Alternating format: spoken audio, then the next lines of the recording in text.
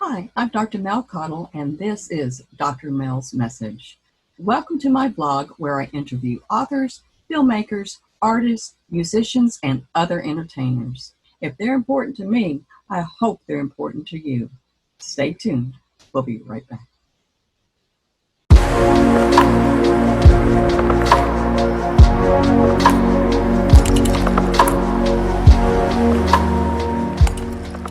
I have a wonderful creative team here to introduce you to and their film called Rainbow's End. I can't wait for y'all to not only meet them, but learn about this film. It's exciting, folks. So first, let me start off with Tracy. Tracy, introduce yourself and tell us what role you play in the creative team. Well, hi, Melissa. I'm Tracy Wren, and I'm the director of the film. So it's my third feature, and I was brought on to the project by Joe and Jennifer, who are the ones who dreamed it up and wrote it. And yeah, it was a great experience. It was a lot of fun and challenging, great challenges, and fabulous actors and crew to work with. All right, we're going to get more about you and your directing role in a minute. Okay. Let's hear from Jennifer. My name is Jennifer Cooney, and I am a producer and the screenwriter of Rainbow's End. And Joe and I got together about 6 years ago now, and he gave me the idea, and I wrote the script, and here we are. And here we are 6 years later. Now, Joe, tell us a little bit about yourself and what part you play in the creative team. I'm the producer, one of the producers, but I had an idea a while back about a story, and I kind of sketched out an idea on paper, and then I went out and I solicited screenwriters, and I probably got 120 submissions, but there was one that just jumped out at me, and that was Jennifer. And I said, I've got to meet this person. And she came out here to Chicago, and we spent a long weekend pounding things out with another producer, my wife, Lucia Morrow. But then Jennifer went away and came back with an unbelievable script. And then we connected with Tracy, and now we have a movie. All right. I want to talk with Jennifer just a minute. The screenwriting process is not what everyone thinks it is, where you just can sit down and you start to finish and you have this wonderful idea. What was the hardest part about writing this script? The largest challenge for me was the fact that we intended to have a very small budget. So when you have a very small budget, you need to keep your locations and your characters at an absolute minimum. So when talking to Joe and discussing what types of limitations he wanted, he said 3 to 5 locations tops, and I want the whole film there. So to me, that's what presented the biggest challenge throughout the entire writing process, but it also caused me to really chisel down what each scene was about and where it needed to take place. And it really exercised my creative muscle with making it fit into each of the 3 main locations. All right, now that you're the screenwriter, tell us a little bit about Rainbow's End. Rainbow's End is a really interesting story because to me, it's the next generation of lesbian films. It's not about coming out or discovering you're gay or anything like that. It's 2 women in a relationship that decide to adopt a child. And we follow them over the course of 20 years as they raise this problem child, really, when it all boils down to it. And they're also learning to navigate negative labels, which is because of a diagnosis that was misunderstood back in the 90s. This child got labeled, and it came with all of these really detrimental ideas about what he would grow up to be. And throughout the film, you see how it becomes a self-fulfilling prophecy. So is it more about the relationship or the family dynamics and structure and the problems that exist with this adoptive child? Yeah, it's really interesting because very early on, we made a choice to not show the child at all throughout the film. I was very inspired by the Alfred Hitchcock film Rebecca, which is the title character, and it's all about her, but you never see her because she's never dead. See her, yes. And that just struck such a chord with me right when I got hired to write the script that I was like, we need to do this. And what it afforded us was this possibility to write this story really focusing on the relationship between these two women and how his essence affected their relationship, as opposed to having this triangulated story. It gave us a real opportunity to focus just on them and how he affected them. That's phenomenal. Now, Tracy, I'm going to come over to you for just a minute. Mhm. All directors, and I admire directors, I think I've done every role behind the film, literally in a film, with the exception of being a grip and electric. Now, I've done everything else.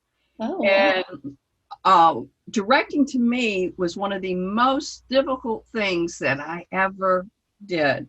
So how did you bring to life the vision that Joe had, that he brought to Jennifer, that she eloquently put down on paper, and now you have paper in front of you and you're going to bring it to life?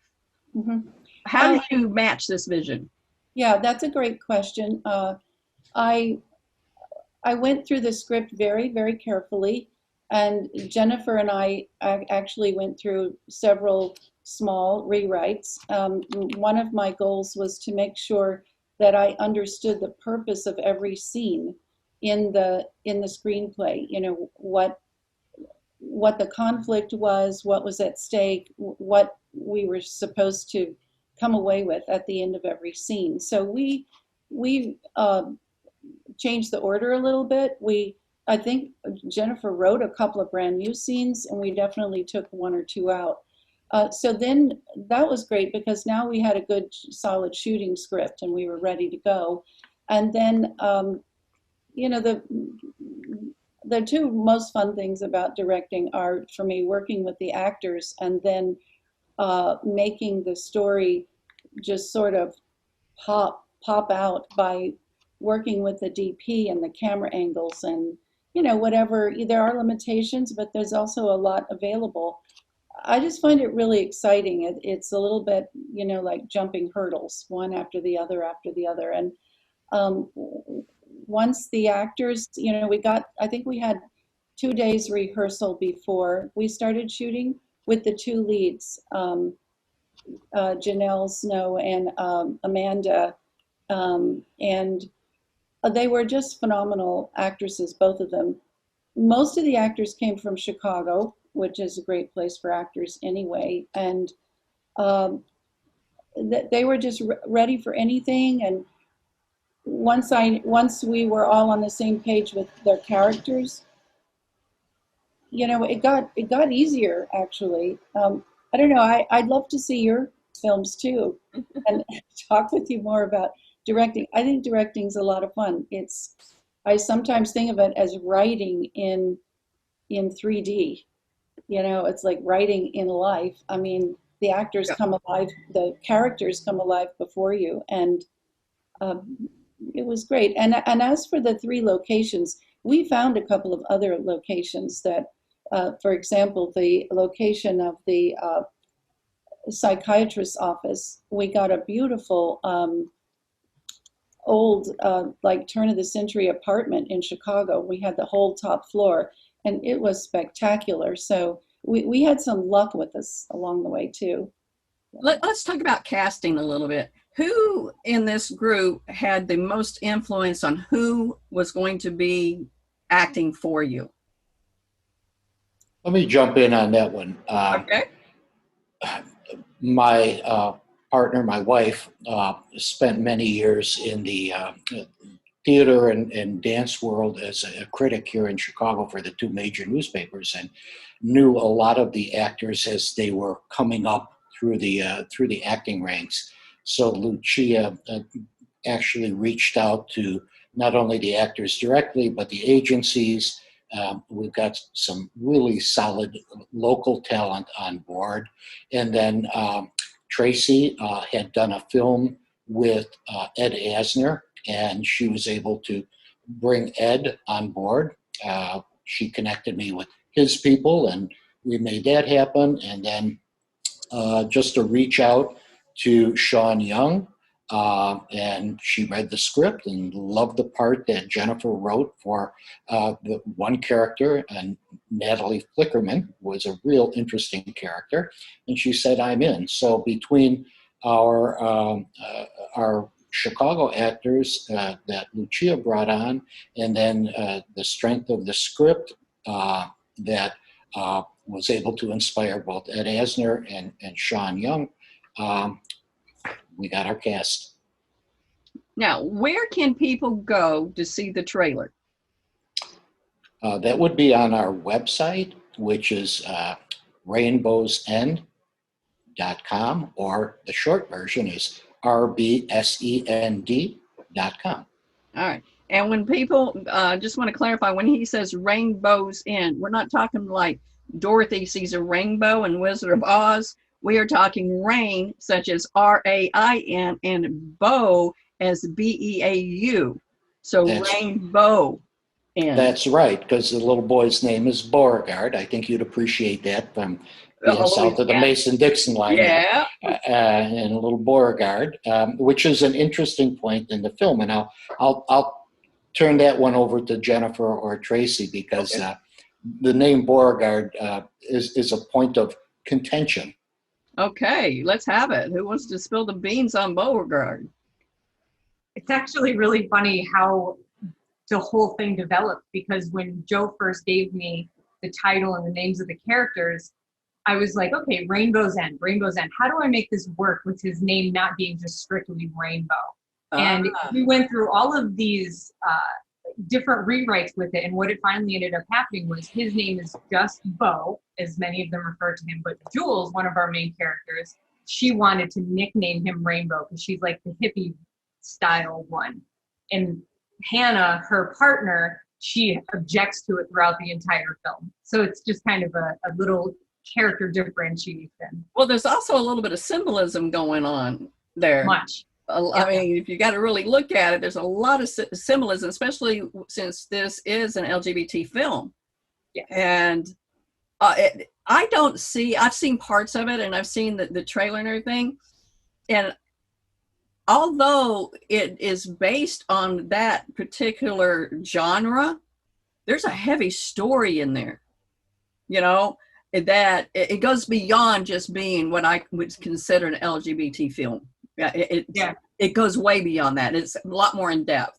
Was that intentional as a screenwriter? Yeah, I really appreciate you saying that, because, you know, we talked about who's our niche audience, and it was certainly the LGBT, and most especially the lesbian audience. But this really is the next generation of lesbian film, because everything that's out there now mostly is truly just about the two women getting together. Or right, and this is not even about that. No, not at all. It's truly about the strength of their love as they go through this tumultuous time. Yeah. Melissa, I also think as a parent, I am a parent, that it's partly about the learning curve that all parents go through. And that's what happens to this couple.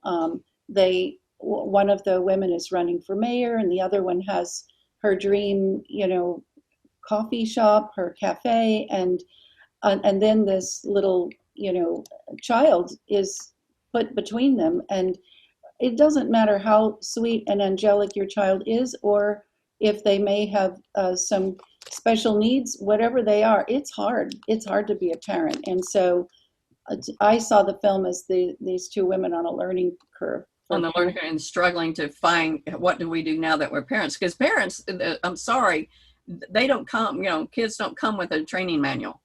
You know, so you kind of just got to figure it all out. And every kid is different too. So. Oh yes. Mm-hmm. And let me ask you all this, and I'm not sure which one of the three of you want to answer this question. Where do you see this film going? Joe, would you like to answer that? Yeah, I'll answer that. You hit on a couple of very important points, that this isn't strictly an LGBT film.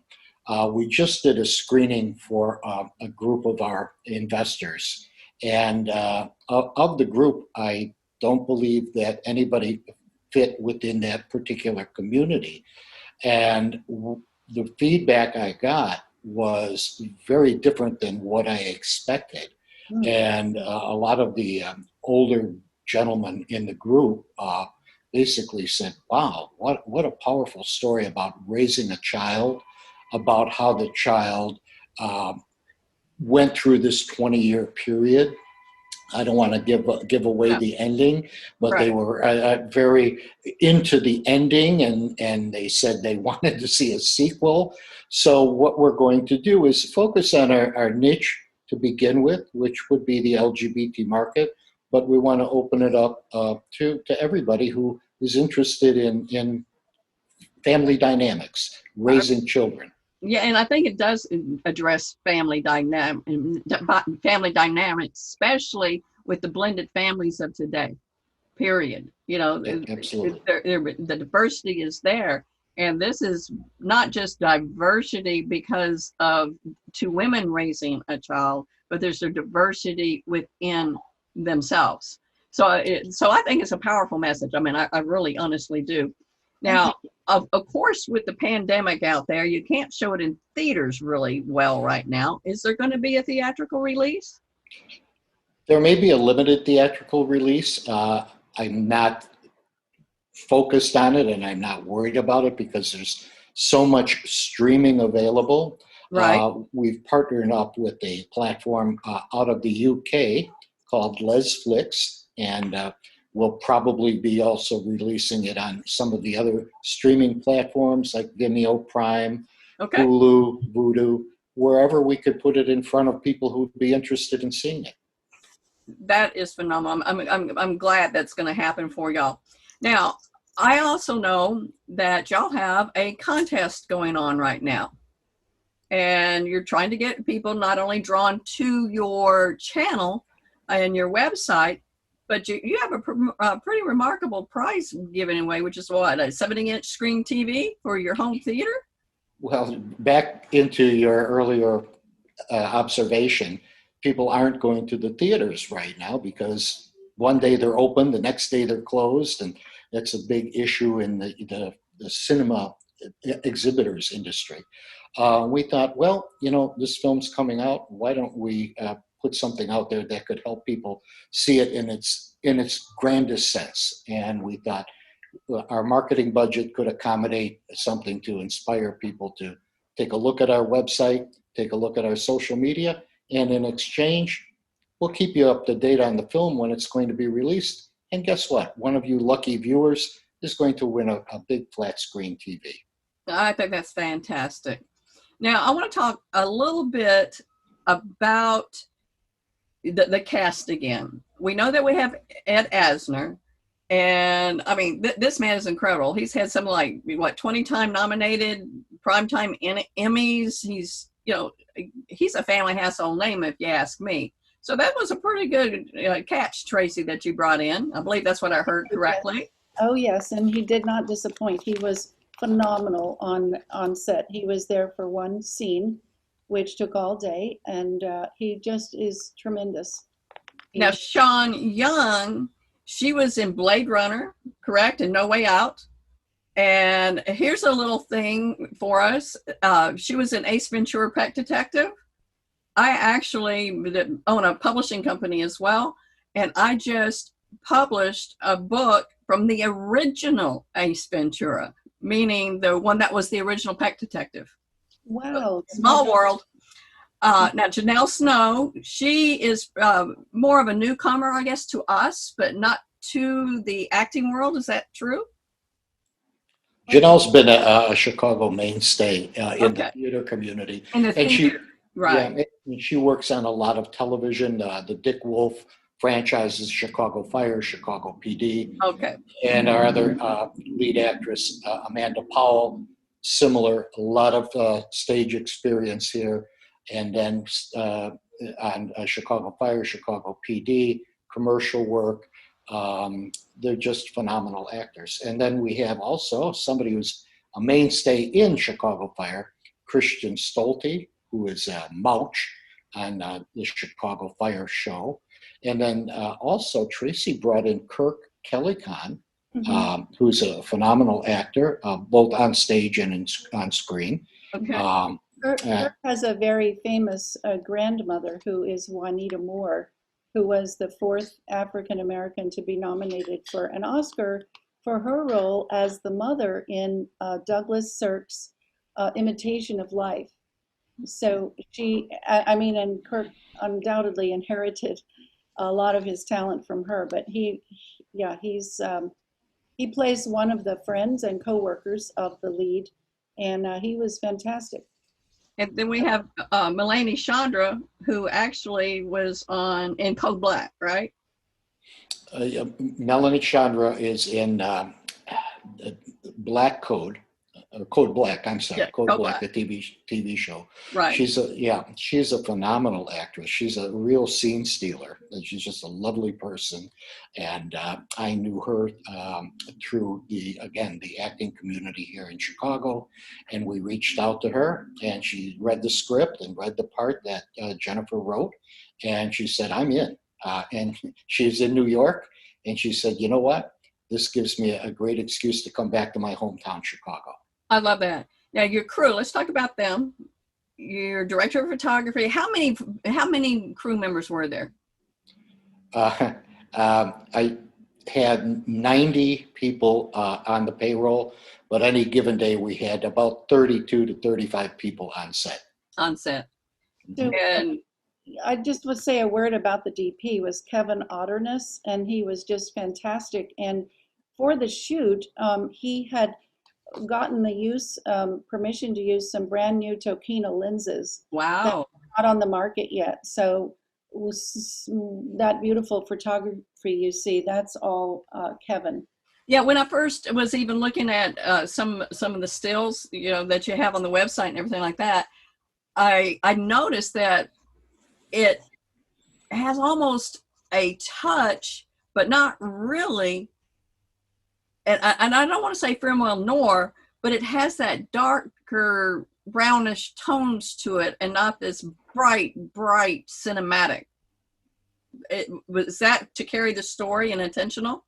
Yeah, Kevin and I mean, we both love film, so we tried to give it a film look as much as Its possible. own look, yeah. It has its own look, definitely. Yeah, I think that it was succeeded. We also knew that our physical space was limited, so we tried to do as much as we could to give each scene its own character in and of itself. Yeah, and with 5 locations, somehow you have to let each scene breathe out its life and then change to breathe, so we're not so just encompassed in one environment at the time. That's a director's challenge, and always will be. Mhm. So I admire that. I cannot wait to see the whole film. I hope I get to see that one day. If you want a critical review, send it my way. I won't sell it or anything for you. I will watch it. Melissa, Yes. I want to jump in one thing, and I think Jennifer will jump in on this too. All right. The music for this film will be a whole separate entity in and of itself. Our musical director and composer, Enzo De Rosa, worked closely with Tracy and Jennifer, and very much so with Jennifer, on positioning the film and the tone. We just did one of the main themes with a symphony orchestra. Wow. So yeah, a full symphony. That's Hannah's theme, our main character. Jen, you might want to pick up on this. We've used Enzo, and this will be the 4th film I've worked with him on. My wife is a writer-director also, and when we decided to go with Enzo, I said, you need to talk with Jennifer and Tracy, and they work together. Jen, you might want to jump in on this. Yeah, I really can't say enough good things about Enzo. His working with him alone was absolutely magical, but what came out of it, the music that is all throughout this film, it moves me every single time I hear it. Like even the live recording from the symphony that Joe was talking about, the orchestra, I've listened to that so many times at this point, and it just sends chills through my body the entire time. It's so divinely inspired. It's beautiful, and it adds such an essence to our film. It really it brings the story home. I'm a person that loves to listen to soundtracks anyway. And sometimes when I'm also a novelist, by the way, besides a screenwriter. But when I'm writing a scene, and if I get writer's block, I'll listen to a soundtrack. And it's like, all of a sudden all this goes away and my mind is to go. And so I love that.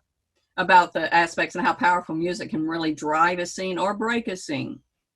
And Yeah. it was incredible that it was all made with real instruments. I mean, it's not electronic. Not electronic, it's all instrument. It's old school in that way, and that is just, in this day and age, pretty incredible. Well, I can't wait to see the film. I can't wait to hear the feedback from people when this all gets out here. And we only have a couple more minutes to wrap this up. So final words before we sign off. Tracy, you want to go first? Just want to say what a great experience it was working with so many talented, creative people. And I just, whatever challenges were there, I relished those challenges. And we got past them all. And most of the time it was even better. There were surprises at the end, always good surprises. So thank you, Jennifer and Joe and Lucia. It was great. All right, Jennifer? Yeah, honestly, I just want to take my hat off to every single person that worked on this film because, you know, Tracy, she's mentioning challenges quite a bit, and that's because we were constantly challenged. We were constantly challenged by the time and the locations and the amount of space that we had. And at one point, we were all sick on set. All of us were having coughing fits left and right. And there were so many challenges, but we were able to discover so much of who we are as creative people throughout this process, and it was truly a gift to all of us. All right, and Joe?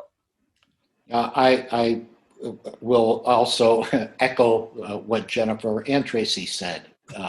But my takeaway, I'd love to work with all of these people again. That's how great it was. And I hope that's in our future. I really do. All right, there you have it, folks, from Dr. Mel and these fine creative team for Rainbow's End. And I cannot wait till y'all really see this film and embrace it because it is worth embracing.